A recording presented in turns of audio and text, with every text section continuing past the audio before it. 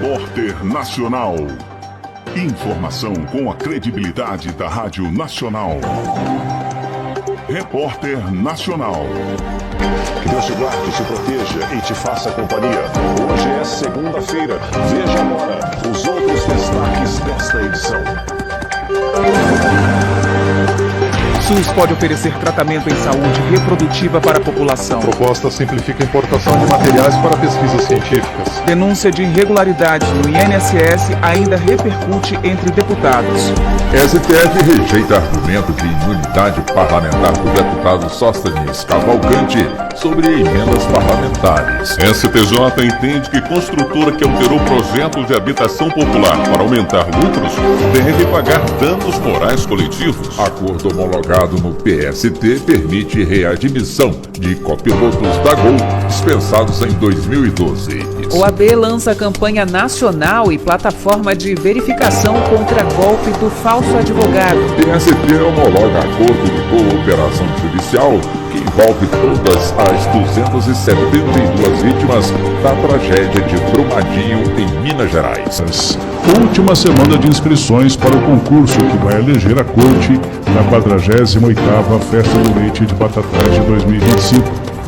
Fraude no INSS marca discursos em ato das centrais sindicais. Turismo bate recorde de faturamento e visitantes no Brasil. Termina nesta sexta-feira, 2 de maio, período de inscrições para o Enseja 2025. Projeto de lei propõe reajuste de salário mínimo paulista para R$ 1.804.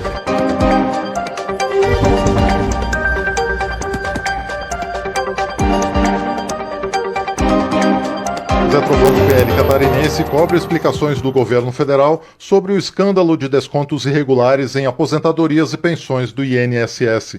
Ele afirma que idosos foram vítimas de cobranças sem autorização e critica a atuação do Ministério da Previdência diante das denúncias. Zé Trovão também afirma que em 2022, partidos de esquerda articularam a derrubada de medida provisória que protegia os aposentados. O legislador defende que a população reaja às práticas que, nas palavras dele, ameaçam os direitos sociais e a dignidade dos brasileiros. Em meio às denúncias de desvio de recursos do INSS, Maurício Marcon, do Podemos do Rio Grande do Sul, lembra que o ministro da Previdência, Carlos Lupe, já foi investigado em crimes de peculato, lavagem de dinheiro e improbidade administrativa e já foi demitido em governos anteriores. Maurício Marcon também denuncia a relação do governo federal com os sindicatos que, segundo ele, agem como organizações criminosas. O deputado menciona que até um irmão do presidente Lula é membro de uma das entidades envolvidas no esquema de corrupção do INSS. Coronel Assis, do União de Mato Grosso, critica a sequência de escândalos envolvendo o governo federal nas últimas semanas.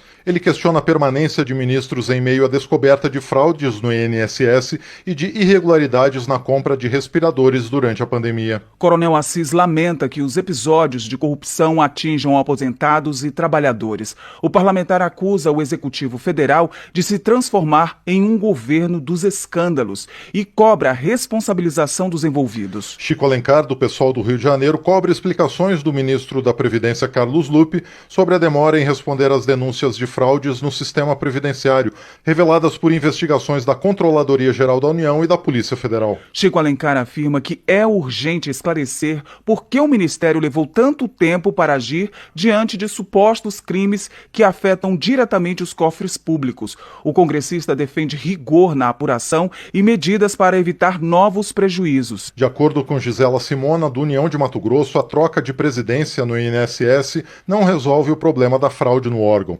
A deputada reforça que cerca de 6 bilhões de reais foram desviados de aposentados, pensionistas e pessoas com deficiência. Para enfrentar a situação, Gisela Simona defende a realização de audiências públicas e a convocação de ministros para explicar as medidas de reparação aos prejudicados. Ela também apoia a criação de uma CPI para investigar o caso e cobrar indenizações às vítimas. vítimas. João Daniel, do PT de Sergipe, defende a atuação do governo federal nas investigações sobre irregularidades no INSS. Ele atribui a origem dos problemas aos governos anteriores e afirma que, diante da situação, a atual gestão mantém compromisso com a ética e a transparência. João Daniel também manifesta confiança no trabalho da Polícia Federal e do Judiciário e elogia a alta cúpula do governo por, em sua visão, respeitar os limites dos três poderes. Ele defende a postura do governo em relação aos casos denunciados e afirma que não há temor quanto às apurações. Educação. Comissão aprova educação continuada para profissionais que atendem pessoas com deficiência. A repórter Isabela Ludovichak nos conta como a medida pode funcionar. A Comissão de Defesa dos Direitos das Pessoas com Deficiência aprovou o projeto que cria incentivo à formação continuada de profissionais das áreas de educação e saúde para capacitá-las ao atendimento da pessoa com deficiência. O relator na comissão, deputado Amon Mandel, do Cidadania do Amazonas, ampliou o alcance da medida, que originalmente se referia apenas a pessoas com transtorno do espectro autista. Para ele, a medida busca incentivar a qualificação de profissionais que atendem pessoas com deficiência. A gente precisa intervir junto às universidades para que as pessoas que estão se formando ali numa licenciatura ou em pedagogia tenham ali esse treinamento adequado e que os profissionais da área da saúde, tanto privada quanto pública, tenham ali noção do que eles estão lidando quando encontram uma pessoa com transtorno do espectro autista, um usuário de cadeira de rodas, quando encontram ali uma pessoa com trissomia do 21 e assim por diante. A proposta altera o Estatuto da Pessoa com Deficiência em vigor desde 2016 e busca combater a discriminação, promovendo a igualdade e a inclusão social das pessoas com deficiência. O projeto também prevê parcerias com instituições de ensino superior que fariam a formação de profissionais de saúde, educação e outras instituições que atendem pessoas com deficiência. Segundo Amon Mandel, a qualificação desses profissionais representa um importante passo para a garantia de atendimento adequado e inclusivo. Dessa forma, busca-se fortalecer a inclusão e preparar adequadamente os profissionais para atender à diversidade de necessidades das pessoas com deficiência. Ao ampliar o alcance da qualificação de profissionais para atender a todas as deficiências, o relator considera que o projeto reforça os princípios de igualdade e não discriminação, contribuindo para a eliminação de abusos, mal-entendidos e ignorância entre os profissionais. A proposta que prevê incentivo à formação continuada de profissionais que atendem pessoas com deficiência será analisada em seguida pela Comissão de Saúde. Da Rádio Câmara de Brasília, Isabela Ludovichak. Saúde. Charles Fernandes, do PSD, elogia o trabalho realizado no Hospital Geral de Guanambi, que atende mais de 30 municípios da Bahia. O deputado destaca a expansão dos serviços com a implantação da neurocirurgia e a preparação para a abertura de uma UTI pediátrica. Charles Fernandes também ressalta a ampliação de leitos e melhorias estruturais na unidade.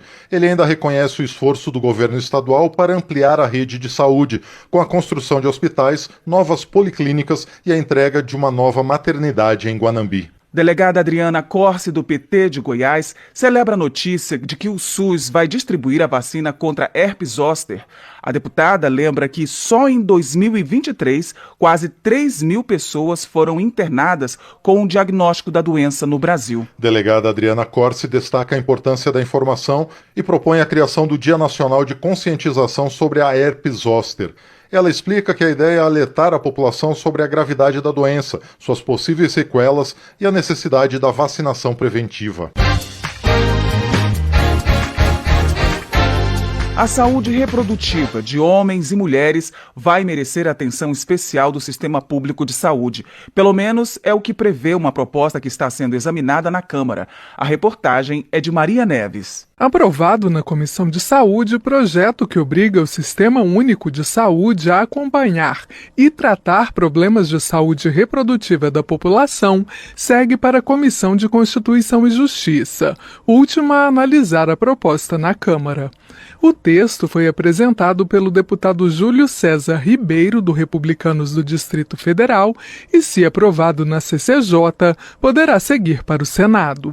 Pela versão aprovada, sugerida pela relatora na Comissão de Saúde, deputada Ana Pimentel, do PT Mineiro, o SUS deverá fazer o controle, a prevenção e o acompanhamento de fatores de risco ou doenças que possam afetar a saúde reprodutiva, tanto de homens quanto de mulheres. O Sistema Público de Saúde também será obrigado a acompanhar e tratar os problemas identificados.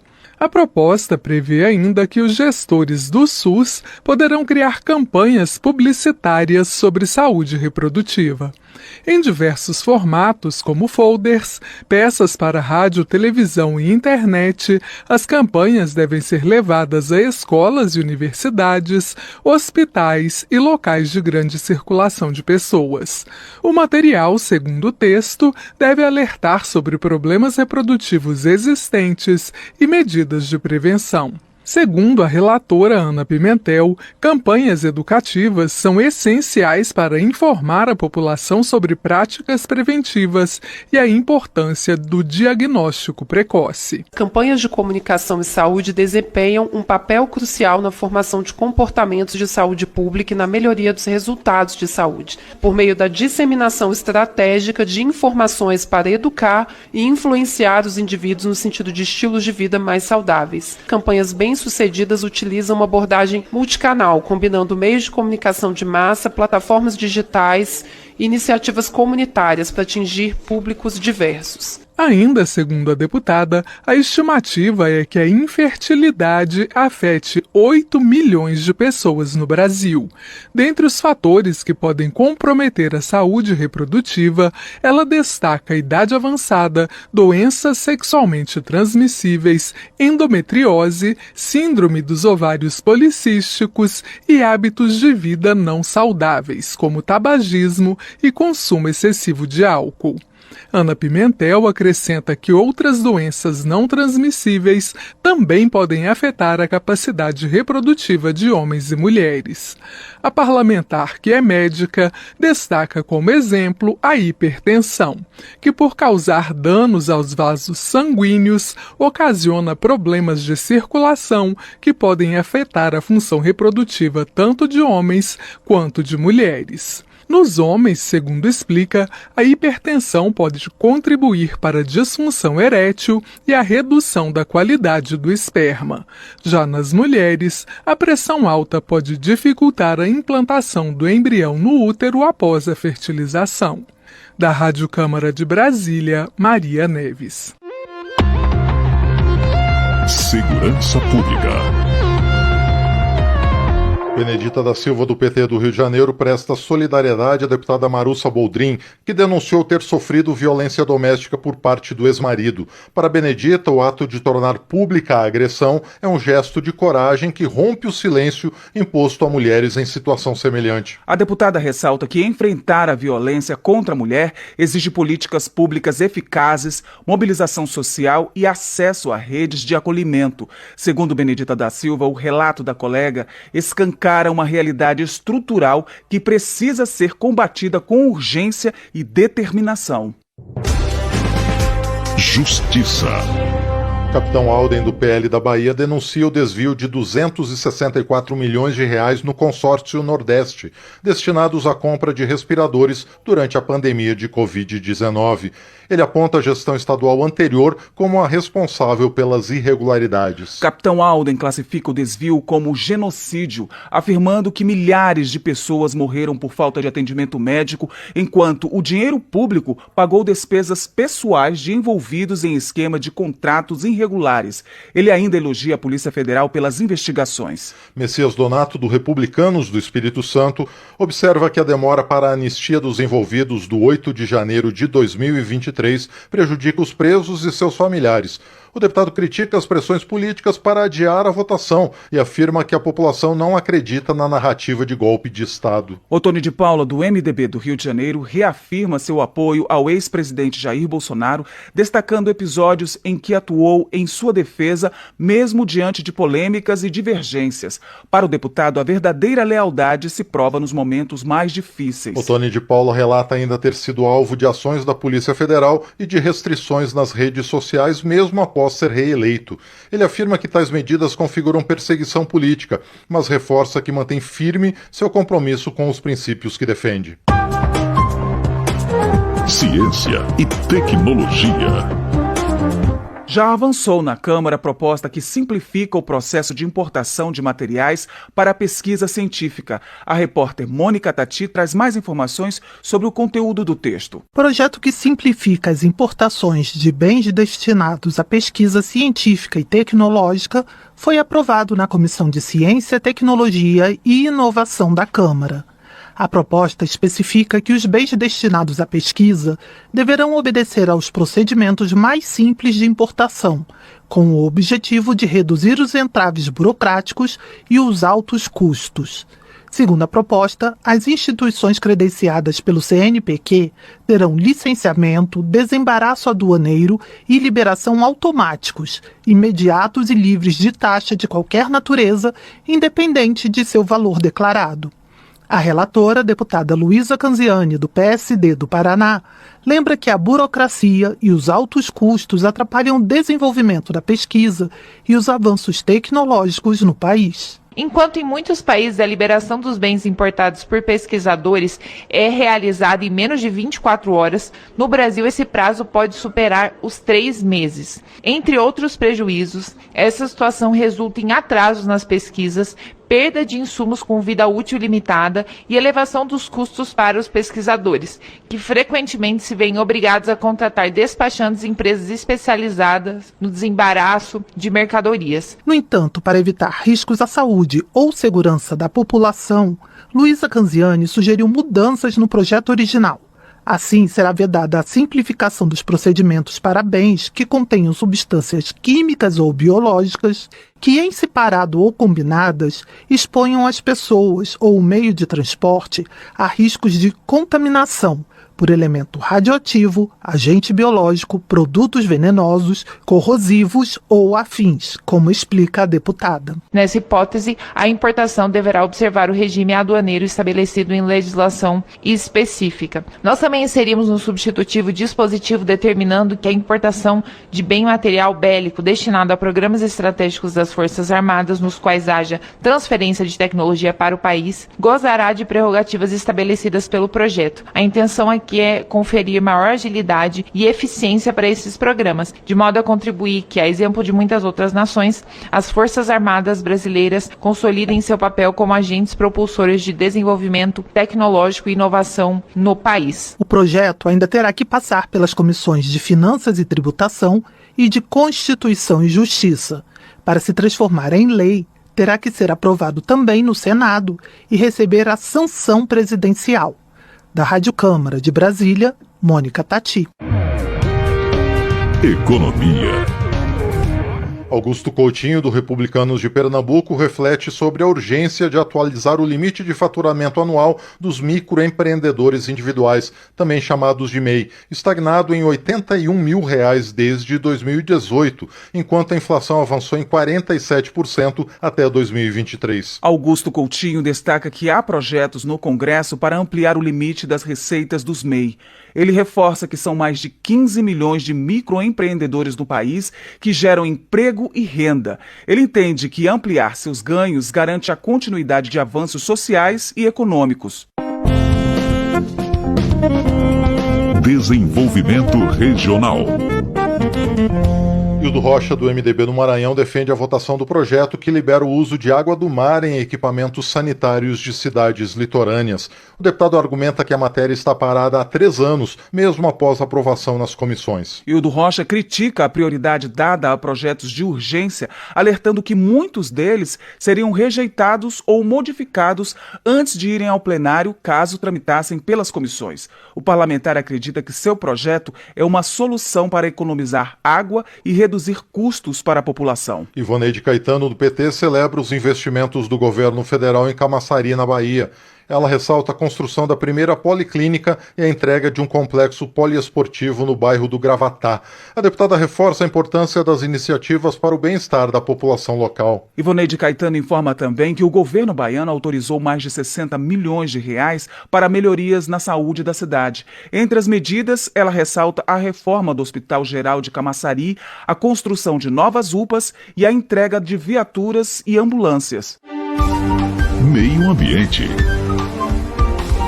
Clodoaldo Magalhães do PV afirma que a realização da COP30 no Brasil é uma oportunidade para o país liderar a agenda global de combate às mudanças climáticas. Ele aponta que a seca no sertão e o aumento do nível do mar no litoral de Pernambuco reforçam a urgência do tema. Clodoaldo Magalhães reconhece o compromisso do governo federal com a pauta ambiental e defende políticas públicas que unam preservação e desenvolvimento sustentável. Ele espera que a COP30 seja um marco de uma virada no incentivo ao desenvolvimento sustentável em todo o território nacional. Trabalho. Silvia Cristina, do PP de Rondônia, cobra a inclusão imediata da PEC 47 de 2023 na pauta de votações do plenário. A proposta permite a integração dos servidores dos antigos territórios de Amapá, Rondônia e Roraima ao quadro da administração pública da União. Silvia Cristina lamenta que o texto esteja parado há 1 ano e meio na Câmara. No entendimento da parlamentar, aprovar a matéria é fazer justiça com quem contribuiu para o desenvolvimento dos ex-territórios e espera há décadas pelo reconhecimento de seus serviços. Dr. Zacarias Calil, da União de Goiás, critica o ENAMED, o novo exame nacional obrigatório aos estudantes que terminam o curso de medicina e buscam a residência médica. Na visão do deputado, a prova não avalia a proficiência para o exercício profissional. De acordo com o Dr. Zacarias Calil, diante da proliferação de faculdades sem qualidade, um exame para avaliar a competência médica se torna obrigatório para garantir a formação adequada e evitar riscos à saúde pública. Ele promete atuar pela implantação do exame de proficiência. Supremo Tribunal Federal rejeita a alegação de imunidade parlamentar do deputado Sóstenes Cavalcante sobre emendas irregulares. A decisão é do relator, ministro Flávio Dino, que deu prazo de 5 dias para que o Congresso Nacional, o governo federal e as demais partes do processo se manifestem sobre a situação. Neto Costa. No despacho desta sexta-feira, o ministro Flávio Dino esclareceu que as imunidades parlamentares não se estendem a possíveis crimes contra o patrimônio público. A dúvida que o ministro quer esclarecer diz respeito ao procedimento usado para a execução de emendas de comissão e supostas mudanças de critérios acerca da mesma temática em comissões permanentes da Câmara dos Deputados. O ministro disse que permanecem dúvidas quanto ao efetivo cumprimento da Constituição Federal e da Lei Complementar 210 de 2024 e reforçou que se trata de dezenas de bilhões de reais de dinheiro público, não podendo haver sigilos de quaisquer espécies. Construtora deve indenizar por danos morais coletivos devido à mudança premeditada em projeto aprovado como habitação de mercado popular. Essa condenação foi mantida pelo STJ.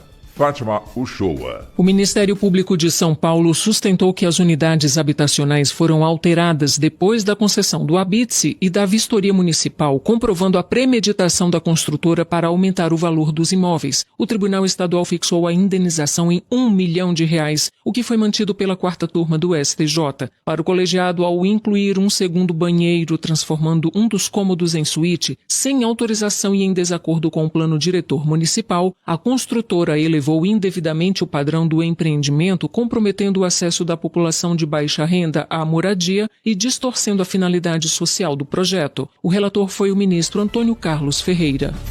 TST homologa acordo que permite readmissão de copilotos da Gol dispensados em 2012. O caso diz respeito a uma ação em que o Sindicato Nacional dos Aeronautas alegava que a empresa teria descumprido um acordo coletivo ao demitir mais de 800 pessoas.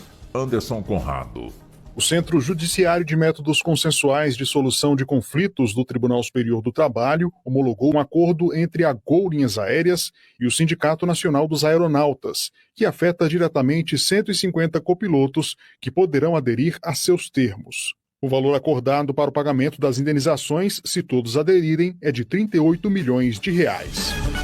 Quem não votou por 3 vezes seguidas, não justificou a ausência e nem pagou as multas, deve regularizar a situação até o dia 19 de maio. Mas atenção, boatos sobre a regularização do título podem gerar confusão e prejudicar quem tem pendências com a Justiça Eleitoral. Júlia Araújo.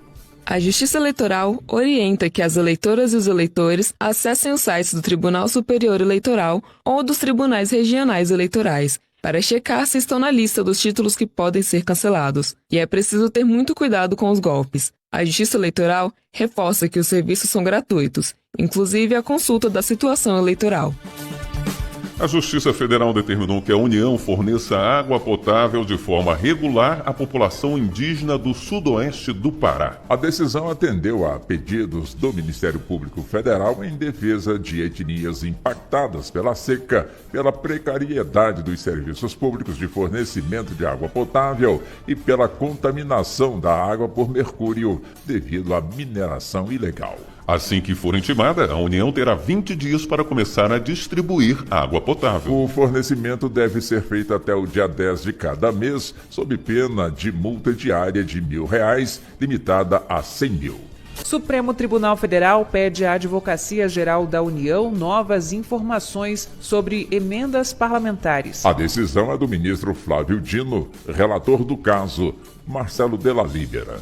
A Advocacia Geral da União tem 10 dias úteis para informar se há um cronograma para concluir a análise dos planos de trabalho ligados ao Ministério do Turismo. A AGU também deve explicar em 15 dias como era feito o controle dos benefícios fiscais do Programa Emergencial de Retomada do Setor de Eventos antes de abril de 2024. Devem ser apresentadas informações sobre quem recebeu os benefícios e em que condições. O ministro Flávio Dino ainda determinou o bloqueio das emendas parlamentares da área da saúde, que envolvem 1.283 contas bancárias com irregularidades. O desbloqueio só poderá ser feito se o Ministério da Saúde pedir formalmente, comprovando que cada conta foi regularizada. TST homologa acordo que envolve todas as 272 vítimas do rompimento da barragem em Brumadinho, Minas Gerais. A assinatura foi feita hoje na sede do tribunal em Brasília. Anderson Conrado.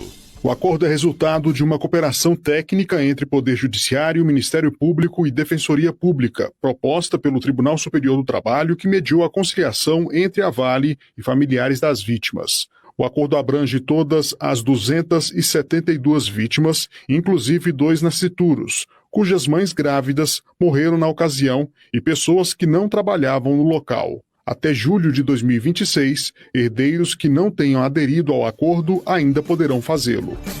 O Conselho Federal da OAB lançou uma campanha nacional de conscientização e combate ao chamado golpe do falso advogado. A iniciativa tem como objetivo a orientação da população, a prevenção de novas vítimas e a disponibilização de ferramentas como o confirmaadv.oab.gov.br, que é um site que permite verificar a identidade do advogado de forma rápida e segura. Os golpistas tentam convencer a vítima a realizar pagamentos via Pix com a justificativa de liberação de valores judiciais. Caso o cidadão tenha sido vítima de uma tentativa de golpe, é possível fazer uma denúncia pelo canal oficial da OAB Nacional no site fiscalização.oab.org.br.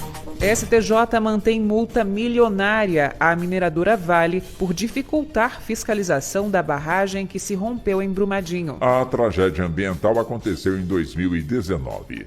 Fátima Uchoa. Ao manter decisão da Controladoria Geral da União, que definiu a multa de R$86 milhões à Vale, a primeira sessão do STJ confirmou a aplicação da Lei Anticorrupção. Segundo a CGU, a empresa inseriu informações falsas no Sistema Integrado de Gestão de Segurança de Barragens de Mineração, o que comprometeu a atuação preventiva da Agência Nacional de Mineração e dificultou a fiscalização da estrutura. Para a relatora ministra Regina Helena Costa, além de abranger o combate à corrupção em sentido estrito, a lei tem um viés de assegurar a integridade das ações fiscalizatórias do poder público, incentivando os agentes econômicos a agirem sem interferências indevidas que comprometam a atuação administrativa. TSE confirma multa de R$5.000 para a candidata à Prefeitura de Taubaté, em São Paulo. Ela foi condenada por propaganda com conteúdo negativo sobre a família do candidato adversário, Fábio Ruas.